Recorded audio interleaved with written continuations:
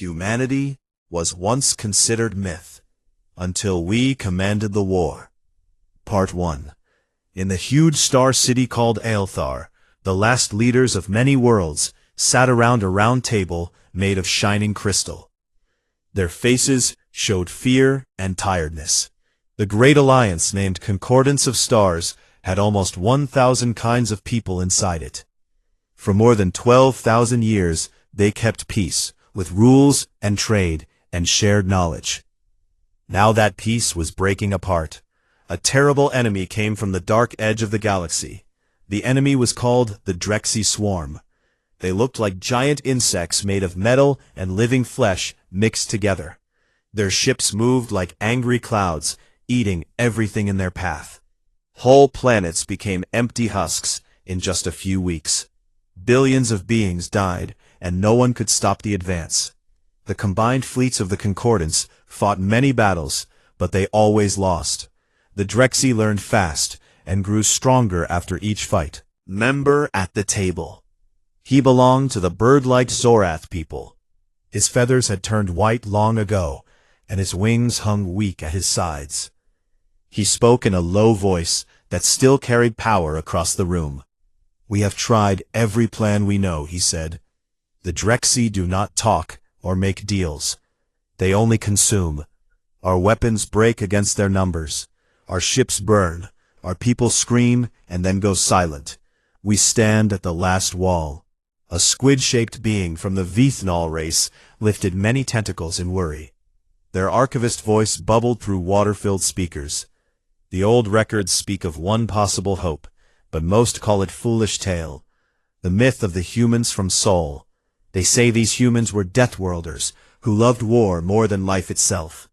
Some stories claim they once walked among the stars, long before our concordance existed. Then one day they vanished. No one knows why. Scholars say the records are broken or made up to scare young ones." A tall insect warrior from the Khazari clicked his mandibles in sharp laughter. "Humans a myth, soft creatures without shells or natural armor. How could such weak things ever fight real enemies? The Drexy would crush them like dry leaves. This talk wastes time. We need real plans, not old ghost stories." The crystalline leader from the inner council flashed bright colors of anger. "Enough. The myth is banned for good reason. It spreads false hope and divides us. We face facts or we die." Elder Vrenthal raised one trembling wing to ask for quiet. His eyes looked far away, as if seeing something beyond the walls. "I was young when my teachers first spoke of the humans," he said. "They told me the humans did not fight for land or riches. They fought because they could not stop themselves. Some say they turned against each other so many times that whole branches of their family tree burned away. Others say they built weapons that could crack planets, and then chose not to use them. The stories always end the same way. The galaxy grew afraid of humans. Humans left. They went beyond the rim into the true black where no one follows. And they stayed gone." A small mammal-like delegate from the tiny Lyran species squeaked in fear. "So what do we do now? Call on ghosts? We have no time for fairy tales." Vrenthal reached into his robe, with slow, careful movements. He pulled out a small black cube, covered in strange marks that no one could read. "This is the last key," he explained. "It opens the deepest vault under Aelthar. Inside waits the myth contingency. The elders who came before us made this plan long ago. They said if the Concordance ever faced total end, then we must send one signal, one message into the void. The words are simple. The children of Sol, if you yet live, the war has found us. Command is yours." The room became very quiet. Only the soft hum of the station air systems could be heard. The Khazari warrior slammed his claw on the table. "This is madness. You would trust our lives to bedtime stories." Vrenthal looked straight at the warrior. "My people are already dying," he answered. "My home nest burns as we speak. My children are gone. If this myth holds even one drop of truth, then I will use it. If it is empty, then we lose nothing we have not already lost." He turned his head to the others. Does anyone here still have a better idea? No one spoke. With shaking hands, Vrenthal placed the cube into a slot at the center of the table. A low red light came on. The station computers read the ancient code and accepted it. Deep under the crystal floors, machines that had slept for thousands of years woke up. They turned. They aimed. They sent one tight beam of data out past the last stars, out past the galactic edge, into the endless dark. The message flew away faster than light. No one knew if it would ever reach anything. No one knew if anyone still lived to hear it. Days passed. The Drexy came closer. Every hour brought new reports of lost colonies and broken fleets. The leaders watched from screens as bright points of light winked out one after another. The end felt close enough to touch. Then, on the third cycle after the signal, something strange happened. Sensors on the outer defense ring screamed warnings. Impossible readings filled every display. Huge shapes appeared on the edge of known space. They came through a rift that should not exist. The shapes moved with purpose. They did not look like any ships the Concordance had ever seen. No smooth curves, no glowing shields, just heavy blocks of metal, scarred by long years in the void. Their surfaces carried thousands of small guns that looked ready to spit death at anything close. A single voice came over every channel.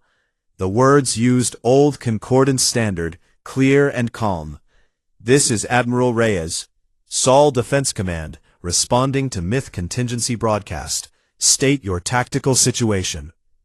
The leaders stared at each other. No one moved. No one breathed. The human ships did not wait for answers. They pushed forward.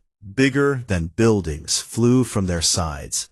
The Drexy swarm screen shattered under the hits. Hive ships burst open like rotten fruit. For the first time since the invasion began, the enemy stopped advancing. They pulled back in confusion. One human ship moved close to Aelthar. A long tube reached out. Not a weapon, but a bridge. The voice spoke again. You called. We came. Invitation accepted or refused. Choose now. Elder Vrenthal stood up. His old body shook, but his voice stayed strong. We accept, he said. Come inside. We need to talk.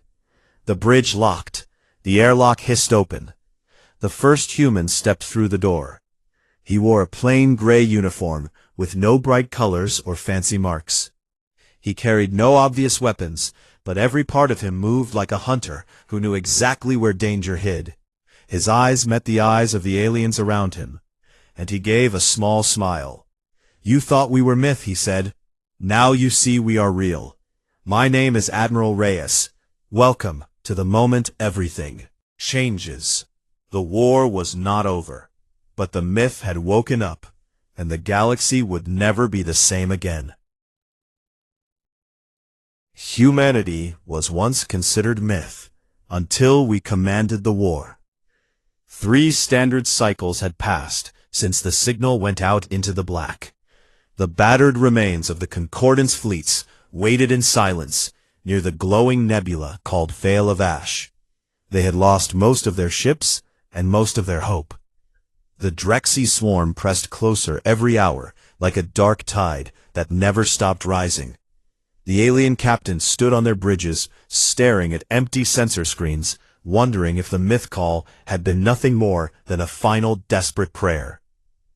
Then the alarms began. First, one ship detected it, a faint ripple in space that should not exist. Then another. Then every surviving vessel lit up with warnings. The rift tore open without warning, a wound in reality wider than any jump gate the Concordance had ever built. Through it came shapes that made no sense to alien eyes. The ships looked old, heavy, thick blocks of dull gray metal covered in scars from impacts that happened long before. Most species learned to fly. No bright energy fields, no graceful lines, just raw, brutal mass, moving with cold purpose. Thousands of small weapon mounts studded every surface like thorns on an angry beast. The Drexy reacted first. Their outer screen of drone swarms turned to meet the newcomers. The hive mind sent waves of razor-sharp interceptors straight at the strange fleet. The aliens on Aelthar watched in frozen horror, expecting another quick slaughter. Instead, the human ships answered with fire. Long tubes along their sides spat glowing slugs the size of city towers. The projectiles moved so fast they left trails of blue-white light that burned the eyes. Each hit tore through Drexy hive carriers like paper. The explosions bloomed silent in the vacuum, ripping open armored shells and spilling burning biomatter into space. The swarm recoiled. A sound no one had ever heard from the Drexy came across open channels, a high keening noise that carried confusion and something close to pain. One human vessel broke from the main group. It drifted toward the central command station of Alfar. A long, flexible tube extended from its side, not a boarding ram, not a weapon, just a simple umbilical bridge. The voice came again, calm and almost amused over every speaker. "This is Admiral Reyes, Sol Defense Command. You called, we heard. Invitation stands. Open your locks or we will open them ourselves." The council chamber on Althar filled with hurried voices. Some wanted to refuse, some wanted to beg. The old Zorath elder Vrenthal raised his wing once more. "Let them board," he said. "We asked for help. We cannot choose the shape it takes." The airlock hissed. "Open." The humans stepped inside. They looked small at first, smaller than most species expected. No towering height, no extra limbs, no glowing implants, just bodies covered in simple gray uniforms, with patches that showed a blue-green planet. None carried visible guns, but the way they moved told a different story. Careful. Every glance sharp. They walked like beings who had fought everything and won. The leader stepped forward first, tall, with short dark hair and eyes that seemed to see through everyone in the room. He carried no rank marks, except a small metal pin shaped like crossed arrows. "Admiral Reyes," he said again. His voice stayed level. "We received your message 3 cycles ago. We came as fast as we could. Now tell us what we face." The alien spoke all at once. Words tumbled over each other in different languages. The translators struggled to keep up. Vrenthal raised his hand again, and the room quieted. He told the story. The Drexy rise, the lost battles, the dying worlds, the final signal sent in desperation. Reyes listened without moving. When the elder finished, the admiral nodded once. "We understand," he said. "The swarm fights like a single animal. It adapts, it grows, it never stops. We have seen things like this before, not exactly the same, but close enough. Between the parts, make the whole feel fear." A Khazari warrior stepped forward, claws clicking. "You speak as if you know war better than us," he said. "We have fought for centuries, you vanished for millennia. How can you claim command?" Reyes looked at the insect being for a long moment. Then he smiled, just a little. "We did not vanish, we waited. The last time we joined a galactic war, we ended it fast, too fast. Some of your ancestors grew afraid. They asked us to leave. We agreed. But we never stopped watching. We kept our strength. We kept our ships. We kept our knowledge. Now you need that strength. You get it on our terms." The crystalline council member flashed bright red. "We will not surrender our authority." Reyes turned to face the glowing being. "You already lost your authority when the Drexy ate your home fleets. This is not a negotiation. This is survival. You want to live? You follow our lead. No debate. No vote. No polite suggestions. We command. You obey. Simple." Silence fell heavy in there. The chamber. One small Lyran delegate squeaked a question. "What if we refuse?" Reyes looked down at the tiny creature. "Then we leave," he answered. "We go back beyond the rim. You face the swarm alone. Your choice lasts about 30 minutes before the next wave hits." No one spoke after that. Reyes turned to his officers, who had followed him inside. "Begin integration," he ordered. "Tactical teams to every bridge. supply officers to every depot, medical units to the wounded bays. Move now. The humans moved like they had done this 1,000 times. They spread through the station without asking permission. They plugged data cables into alien systems. They pulled up holographic maps and began drawing new lines, new attack paths, new kill zones. Alien crew members watched in stunned silence as the newcomers spoke in short clip sentences. Full burn on Vector 7. Redirect power to forward kinetics. Target the Hive Nexus, not the drones. Break the mine first. First joint operation launched. A mixed force of Concordance fighters and human interceptors flew straight into the Drexy screen. Where alien pilots once turned away from suicide swarms, the humans flew deeper. They twisted through gaps that looked impossible. Their small craft danced between enemy fire, laughing over open channels as they scored hit after hit. One human pilot broadcast a single line over the fleet net. "Eat this, you ugly bugs." The swarm faltered again. Back on Aelthar, Reyes stood beside Vrenthal, watching the battle unfold on the main screen. The old Zorath whispered, "You really came." Reyes nodded. "We never left the galaxy entirely. We just moved far enough that no one bothered us. We built in secret. We waited for the day someone remembered the old promise. The day someone needed us more than they feared us. And now," he added, "that day is here." The battle continued outside. The human ships pushed forward without pause. Kinetic barrages hammered the Drexy front lines. Hive ships cracked open under the assault. For the first time in the long invasion, the swarm showed something new. Retreat. Not a full rout, but a careful pullback. The hive mind had tasted something unfamiliar, something cold and hard. Fear. Inside the station, the aliens looked at each other with wide eyes. They had called on a myth. They had received warriors who did not bow, who did not beg, who did not even ask. They had received command. And the war had only just begun to change. The myth walked among them now. Real, solid, dangerous, and it carried the weight of 10,000 forgotten years. Humanity was once considered myth until we commanded the war. The change came fast and hard, like a storm that no one saw building.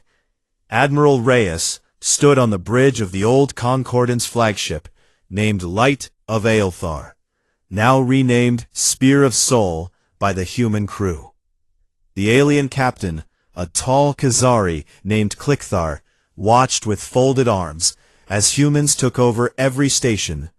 Without asking permission, they pulled up the old tactical maps and started drawing new lines with quick shore movements.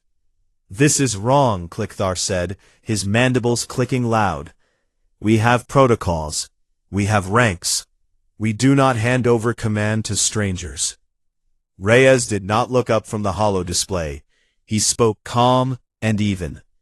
"Your protocols lost you 3 sectors in 2 months. Your ranks died on burning ships. Handing over command is not a choice. It is what happens when you fail. We succeed. We lead. Simple." A Zorath officer stepped forward, feathers ruffled in anger. "You treat us like children. We built this alliance over thousands of years." Reyes finally turned. His eyes met the bird being without anger or pity. "You built peace," he said. "We build war. Different tools for different jobs. Right now, the job is war. So we build it. You watch. You learn. You follow." The First Order came within minutes. All fleet elements realign on new vectors. Human strategists had already run thousands of simulations, while the aliens still argued over single battles. The plan looked simple on the map. Cut straight through the Drexy flank. Ignore the outer drones. Hit the Hive Nexus ships, the ones that think and grow new swarms. Break those, and the rest fall apart like a body without a head. Alien captains protested. "The risk is too high," they said. "The losses will break us." Reyes answered, "Losses are part of the plan. We accept them. You fear them. That is why you lose. The attack began at dawn cycle, according to Aelthar time. Human cruisers formed the spear tip. They moved in tight formation, shields overlapping, like scales on a beast. Concordant ships followed behind in loose support lines. Their job became simple. Carry extra ammunition, repair damage fast, stay out of the way. The Drexy met them with everything they had. Clouds of razor drones filled space like angry insects. Hive carriers spat acid beams that melted armor. Whole squadrons of biofighters screamed forward on organic wings. Human point defense guns answered first. Thousands of small barrels spun up and spat streams of solid slugs. The drones popped like bubbles under the fire. Those that got close met human fighters, small and fast and mean. The pilots flew patterns no alien had ever seen. Twisting loops that broke physics rules. They laughed on open channels.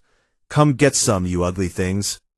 One Drexy hive nexus the size of a small moon turned its main weapon toward the lead human ship. It charged a bioplasma lance bright enough to blind sensors. The human cruiser did not dodge. It accelerated straight at the nexus, every gun on its front. Face fired at once. A single massive slug punched through the charging lance before it could release. The backlash tore the nexus open from inside. Fire bloomed across its surface. The hive scream echoed through every channel, a sound of pure shock. The aliens on the bridges watched in silence. They had never seen a Drexy nexus die so fast. More followed. Human boarding teams launched next. Small pods shot from cruiser bays. Each pod carried 10 Marines in heavy gray armor. They hit the hulls of still-living hive ships and burned through with focused plasma cutters. Inside, they moved room to room, clearing corridors with ballistic rifles and grenades. The Drexy warriors fought hard, claws and acid and teeth. The humans fought harder. They adapted, they learned, they pushed forward. One Marine broadcast over the net, "We are in the brain chamber now. Smells like wet dog and bad decisions. Sending charges." Explosions rippled along the hive spines. One after another, the thinking ships went dark. The swarm lost coordination. Drones flew in circles. Fighters crashed into each other. The retreat started slow, then turned into panic. Back on Spear of Soul, Reyes watched the tactical display. The red enemy markers blinked out faster every minute. He turned to Clickthar. "See that," he said. "That is what happens when you stop treating war like a debate and start treating it like a job." The Khazari said nothing. His mandibles stayed tight. Days turned into weeks. The front line moved. The Drexy, who had pushed coreward for months, now pulled back, sector by sector. Human fleets did not stop to celebrate. They hunted. They found hidden brood worlds and cracked them open. They captured relay stations and turned them into forward bases overnight. Supply ships from Sol arrived in waves, bringing food, weapons, spare parts, and more humans. Fresh crews who looked at the aliens with calm curiosity as if meeting distant cousins. One night cycle, Vrenthal found Reyes alone in the observation deck. Staring at the stars, the old Zorath approached slow. "You have changed everything," he said. "My people once told stories of monsters who ate worlds. Now I see the monsters were not monsters. They were just better at war than anyone else." Reyes kept looking out. "You called us myth because you forgot what myth means. Stories that warn, stories that remember. We left because the galaxy asked us to leave. We stayed away because peace is easier when no one remembers how good we are at breaking things. Now the galaxy remembers." Vrenthal tilted his head. "Do you hate us for that?" Reyes shook his head. "No. Hate takes energy. I save my energy for the next fight. The Drexy are not done. They will try to adapt. They always do. We will be ready." A new alert came across the comms. A captured Drexy overmind had been taken alive, hooked to a human interrogation suite. The thing still lived barely. Its neural lattice glowed weak. The humans had pulled thoughts from it piece by piece. Now it broadcast one clear message across dying channels. They are not warriors. They are war itself. The words hung in the air like smoke. No one laughed. No one argued. The aliens looked at the humans with new eyes. Some with fear. Some with awe. Some with something close to respect. Reyes turned away from the stars. Time to plan the next phase, he said. The overminds are breaking. We push harder. We end this. The fleet moved again. Human voices filled the channels with short orders and dark jokes. Alien voices stayed quiet. They followed. They obeyed. They watched. The myth no longer slept. It walked. It fought. It commanded. And the war bent to its will, like metal under a hammer. Humanity was once considered myth, until we commanded the war. The months turned into weeks faster than anyone expected. The Drexy swarm, who had once seemed unstoppable, now ran. The front lines that pushed deep into Concordant space pulled back sector after sector. Human fleets did not chase with caution. They hunted like wolves who smelled blood. The alien survivors watched from their stations as the myth turned into something sharper and more real every day. Human ships moved in patterns no one had taught them. They jumped without warning, appeared behind enemy lines, and struck before the hive could react. Supply lines that Drexy once guarded with millions of drones fell silent overnight. Human engineers landed on captured relay stations. They tore out old alien tech and plugged in their own machines. Within hours, the stations beamed new signals, stronger and cleaner than before. They became forward bases ready to launch attacks deeper into swarm territory. Species found themselves in strange new roles. They no longer led charges. Now they carried ammunition for human guns. They repaired hulls torn by Drexy acid. They flew escort for human supply convoys. Their proud warships trailed behind the gray blocks of Sol defense like loyal dogs following masters. The Khazari warriors who once boasted of their claws now loaded crates. The Zorath pilots who danced through stars now watched human fighters steal the sky. The small Lyran scouts carried messages because human comms moved too fast for anyone else to follow. One battle above the ruined world of Kalis showed the change clearest. The Drexy had turned the planet into a breeding hive. Millions of new ships grew inside its cracked crust. Human scouts found it first. They sent word back, and the fleet arrived without delay. No long council meetings, no endless planning. Admiral Reyes gave one order: hit it hard, hit it now. Human cruisers formed a ring around the planet.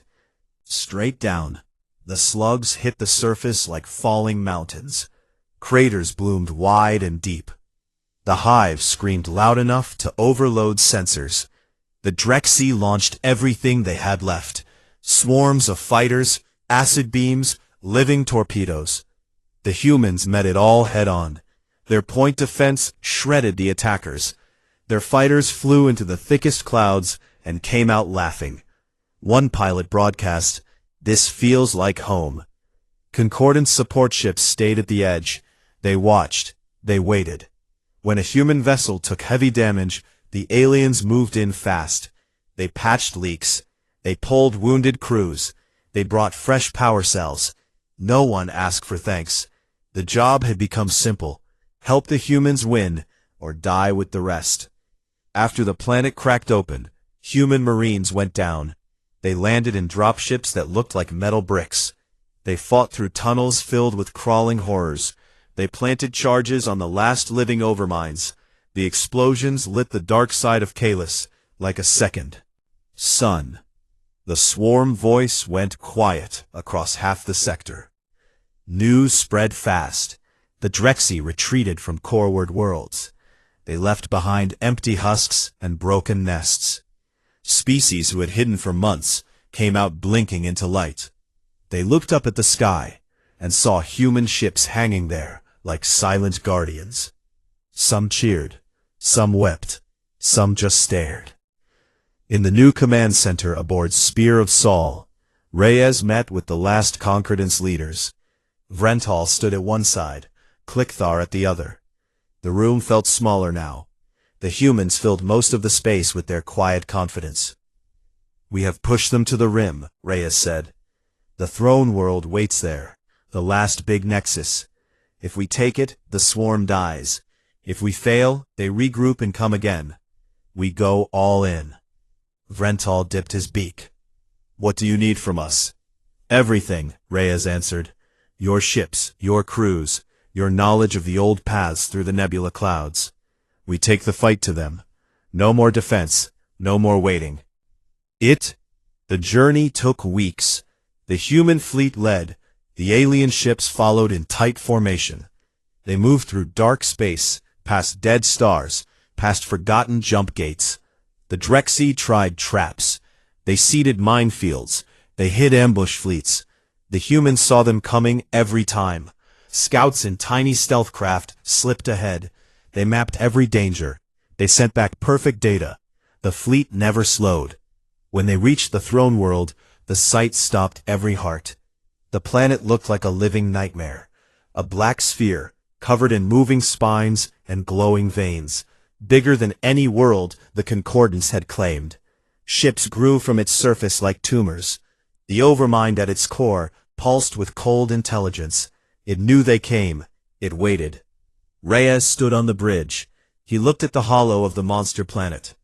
"This ends today," he said. "Launch everything." The battle lasted days. Human ships hammered the outer defenses. Kinetic storms rained down. Bioplasma answered in bright, deadly arcs. Concordance vessels flew support. They drew fire. They shielded human carriers. They died when they had to. The humans pushed deeper. Boarding teams hit the surface. They fought through layers of living armor. They reached the inner chambers. They planted the final charges. One Marine squad broadcast from the core. "We are at the heart. It looks like a brain made of nightmares. Charges set. Detonating in 30. The explosion started small, then it grew. The throne world cracked along glowing lines. Fire poured out into space. The overmind's scream lasted only seconds, then silence. True silence. The swarm signals died across the galaxy. In the aftermath, a small delegation landed on the broken surface, humans and aliens together. They stood before the shattered core. The last pieces of the overmind still twitched weak. Admiral Reyes walked forward. He placed one boot on the dying flesh. "We answered your call," he said. "We won your war. Now we decide the peace." The aliens looked at each other. No one argued. No one could. The Khazari lowered his head. The Zorath folded his wings. The Lyran hid behind larger friends. They knew the truth. The myth had returned. It had fought. It had bled. It had won. And now it ruled. The galaxy waited to hear what came next. The humans did not shout. They did not boast. They simply turned back toward the stars. Their ships formed up, their course set for the old core worlds. The war was over. But the command had only just begun. Humanity was once considered myth, until we commanded the war. The silence after the throne world died felt bigger than any victory cheer. The galaxy held its breath as signals from the Drexy faded one by one. No more hive screams. No more swarms pouring from the rim. Just quiet. A quiet that carried weight. The war that had eaten worlds and broken fleets was over. The myth that answered the call now stood at the center of everything. Human ships hung in formation above the old core systems. Their gray hulls caught starlight like stones worn smooth by time. Concordance survivors gathered on the rebuilt station that once floated above Aelthar. Now they called it Sol Anchor, a name chosen by Reyes himself. The station looked different. Heavy armor plates covered old crystal walls. Human gun batteries pointed outward.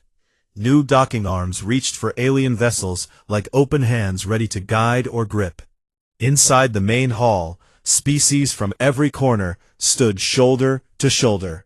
Warriors with lowered claws, Zorath elders with folded wings, Lyran scouts peeking from behind taller friends, Vinthnal archivists floating in water tanks, crystalline bureaucrats dimmed to soft glows. They waited. They watched. They knew something final was coming. Admiral Reyes walked to the raised platform, alone.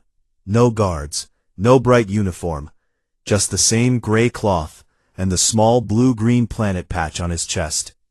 He looked out at the crowd. His face showed no smile, no anger, just calm certainty. He raised one hand, and the room lights lowered. "You believed humanity was myth," he began. "You sent a signal because nothing else remained. You expected perhaps a ghost, a story, a faint hope. Instead you got us. We came, we fought, we bled beside you, we broke the swarm when no one else could. Now the war ends, but peace does not come free." He paused long enough for the words to settle. The aliens shifted. Some looked down, some met his eyes.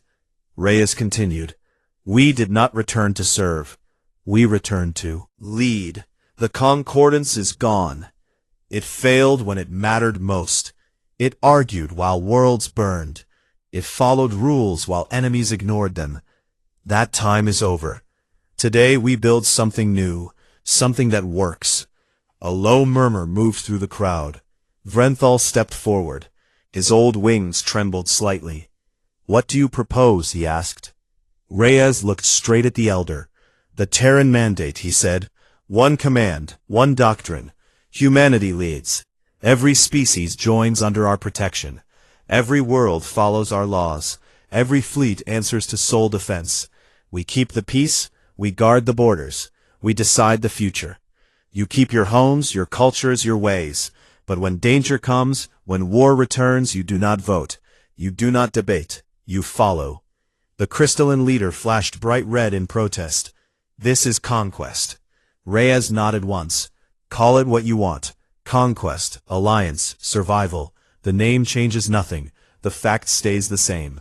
Without us, the Drexy would have eaten you all. Without us, the next threat will do the same. We offer order. We offer strength. We offer a future. You take it or you stand alone. Choose now." Silence fell again, heavy and thick. Klikthar, the Khazari warrior, moved next. His mandibles clicked soft for once. "My people fought with honor," he said. "We lost. We saw what honor costs against a true enemy. If your command keeps my nest safe, I will kneel." One by one, others followed. The Lyran squeaked agreement. The Vinthnal bubbled soft, yes. The Zorath bowed deep. Even the crystals dimmed to pale white acceptance. They had no other path. The myth had proven real. The myth had proven stronger. Reyes watched them bow. He did not gloat. He simply turned to a new holomap that rose behind him. It showed the galaxy in clean blue lines. Sol at the center.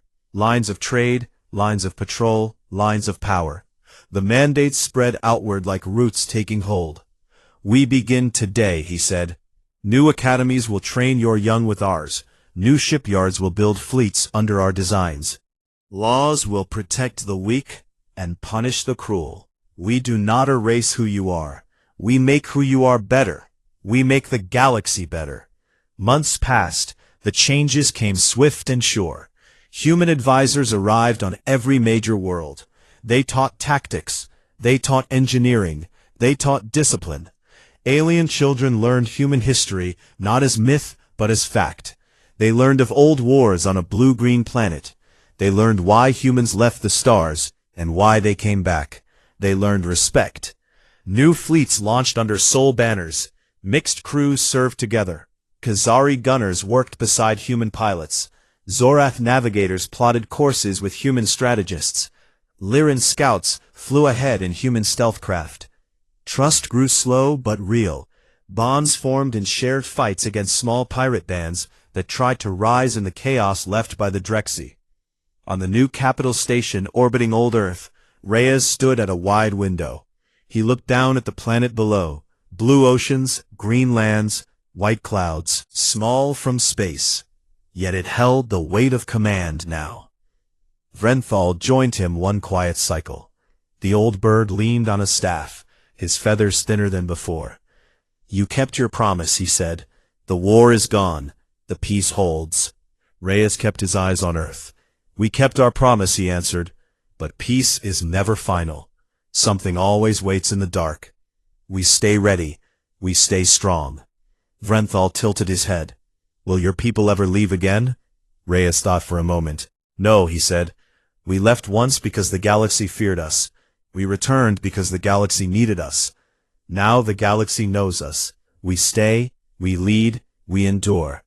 The old Zorath looked out at the stars. For the first time in many years, his voice carried no sorrow, only quiet wonder.